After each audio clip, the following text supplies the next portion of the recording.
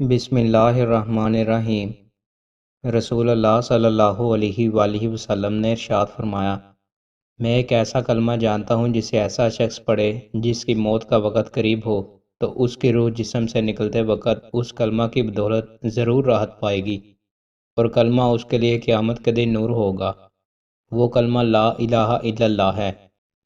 رسول اللہ صلی اللہ علیہ وآلہ وسلم نے ارشاد فرمایا، ایسے شخص کے لیے دوہرا اجر ہے جو اہل کتاب میں سے ہو، یہودی ہو یا عیسائی، اپنے نبی پر ایمان لائے پھر محمد صلی اللہ علیہ وآلہ وسلم پر بھی ایمان لائے۔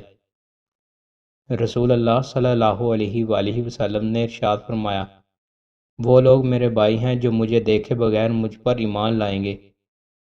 رسول اللہ صلی اللہ علیہ وآلہ وسلم نے ارشاد فرمایا، جو شخص 3 جمعوں کی نمازیں بلا عذر چھوڑتا ہے اس کے دل پر مہر لگا دی جاتی ہے۔ رسول اللہ صلی اللہ علیہ وآلہ وسلم نے ارشاد فرمایا، جب امام جمعہ کا خطبہ دے رہا ہو اور تو اپنے پاس بیٹھے ہوئے آدمی سے کہے کہ چپ رہ تو نے خود ایک لغو حرکت کی۔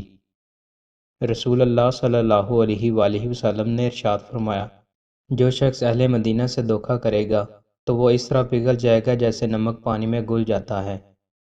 رسول اللہ صلی اللہ علیہ وآلہ وسلم نے ارشاد فرمایا، جو شخص اپنے مسلمان بھائی کی عزت اس کی غیر موجودگی میں بچائے، اللہ تعالیٰ قیامت کے دن اس کے چہرے کو جہنم سے بچائے گا۔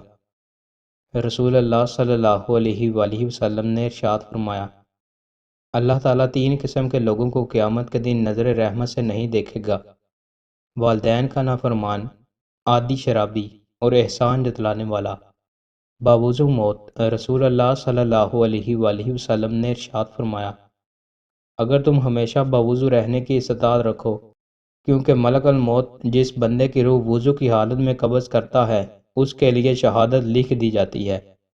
دوستو، مزید اچھی ویڈیوز کے لیے ہمارے چینل کو سبسکرائب لازمی کریں۔ بہت شکریہ۔